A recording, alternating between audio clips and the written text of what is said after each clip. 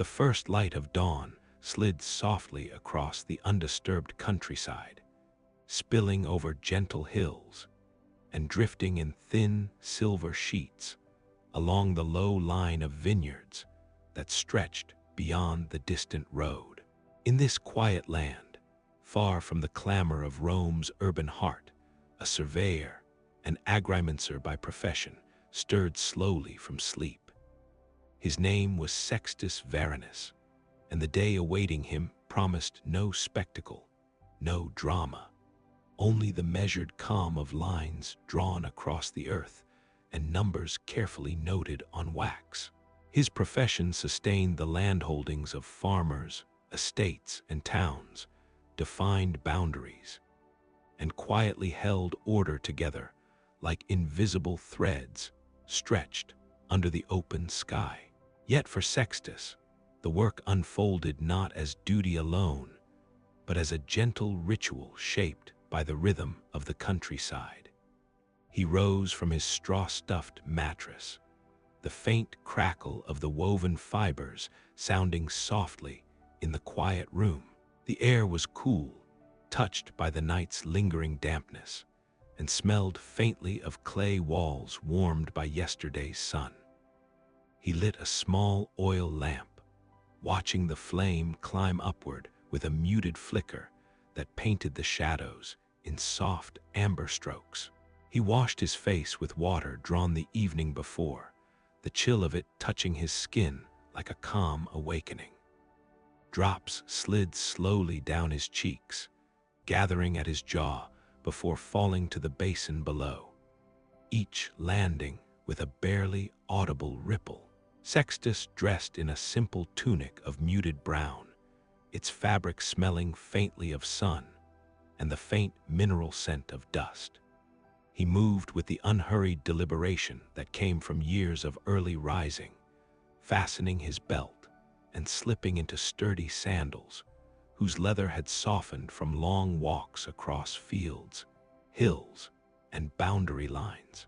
Before leaving the house, he prepared his tools, his measuring rod, the tall groma with its crossed arms and suspended plumb lines, a set of carefully carved wooden stakes, coils of thin rope, and a small case containing wax tablets and styluses for his records.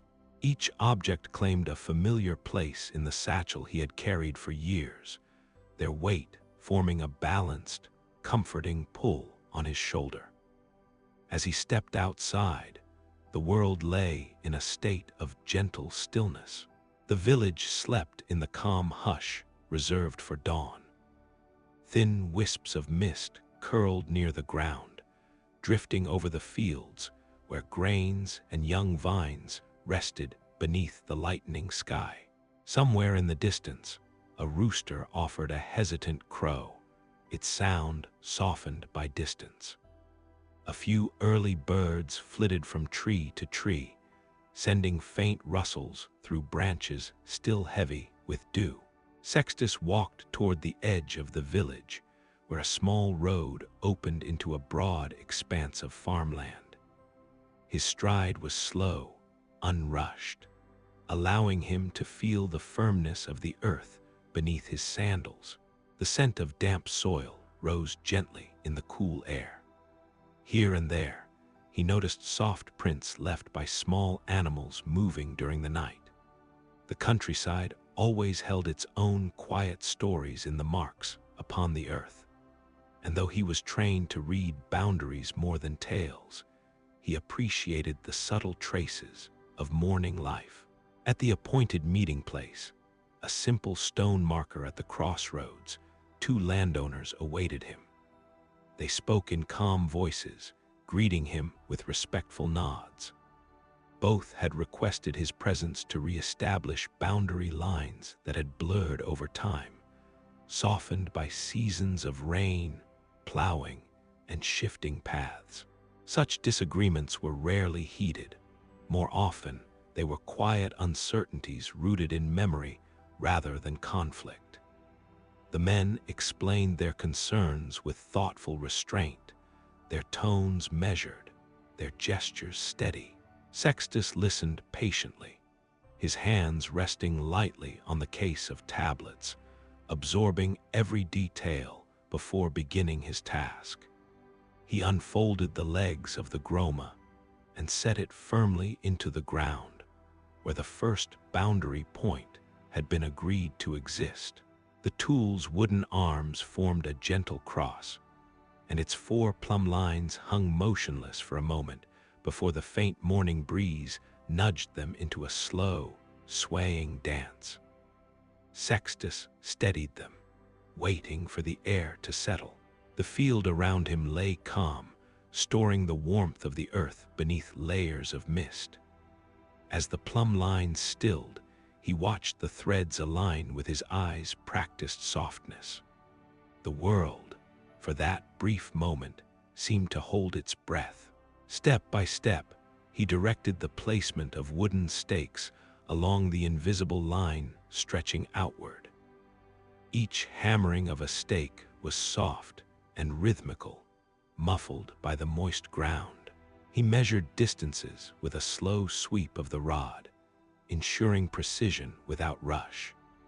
His work unfolded like a quiet conversation between a man and the land, with each tool marking its part in a calm, assured language.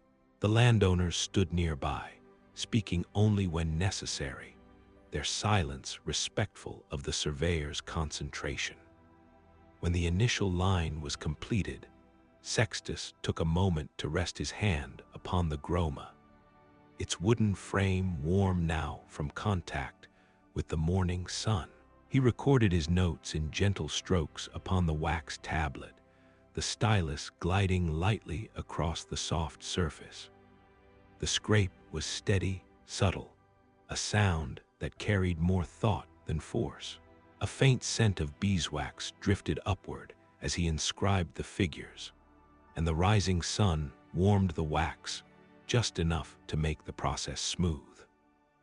He adjusted the groma to set a perpendicular line, aligning the plumb lines until their delicate threads pointed in perfect opposition to the first direction.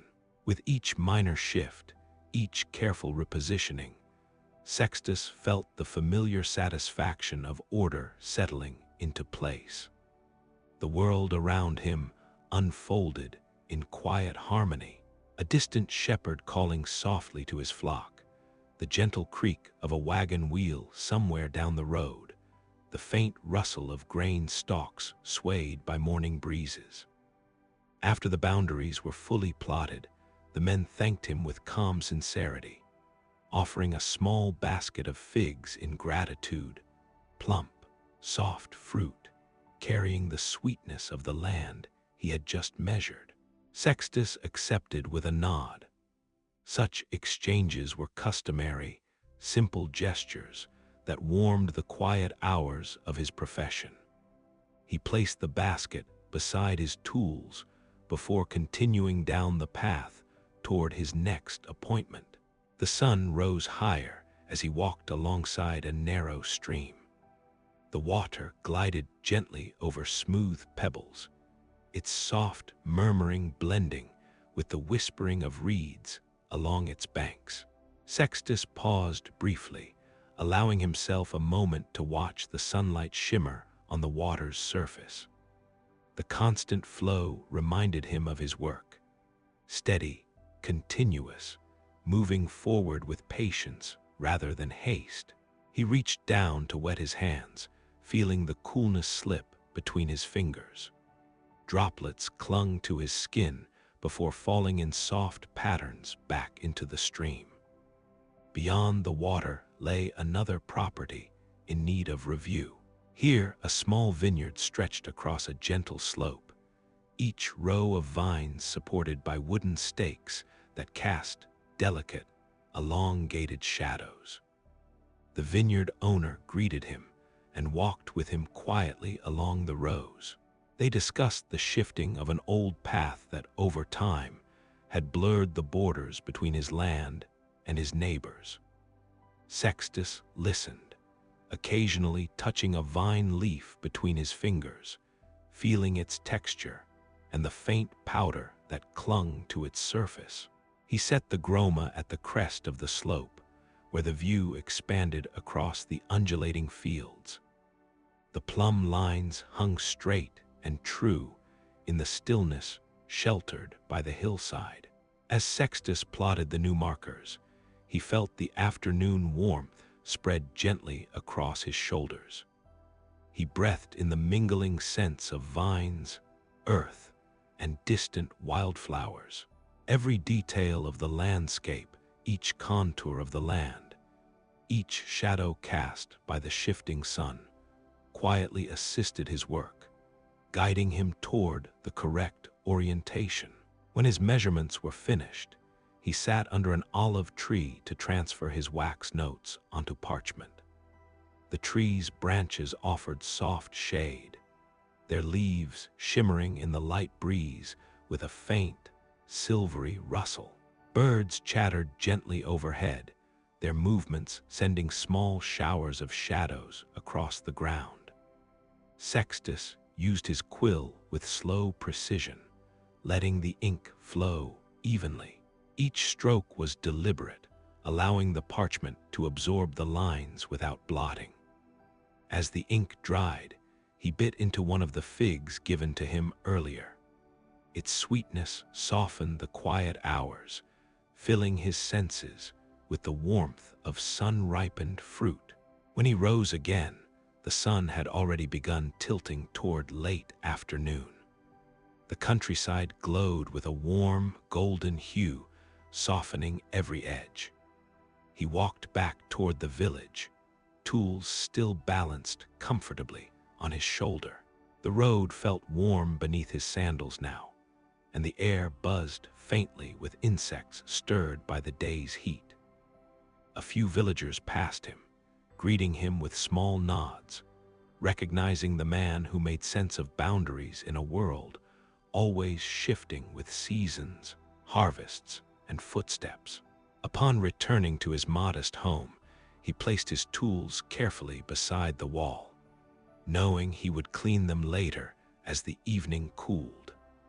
For now, he sat at a wooden table near the open window, letting the faint breeze drift into the room. He unrolled his parchment to review the day's entries, ensuring every figure held accuracy. The warm light of the late afternoon illuminated the page, giving the ink a soft glow. As the sun slipped lower, Sextus lit a small lamp and began brushing dust from the groma, wiping each arm and examining the plumb lines for wear. The activity was slow and soothing. The wood carried the faint smell of the fields, a mixture of sun, soil, and air. Cleaning his tools marked the quiet transition from work to rest, a ritual that allowed the day's labor to settle gently in his mind. Later, he ate a simple supper of bread, olives, and cheese, savoring each bite without hurry. The calm of the countryside deepened as dusk settled, filling the spaces between houses and trees with soft, muted tones. Night insects began their steady hum. Sextus listened to their chorus as he prepared his bedding, folding his blanket neatly before lying down. Through the open window, he could see the last strands of fading light stretch across the sky, dissolving slowly into the soft blue of approaching night. His eyelids grew heavy.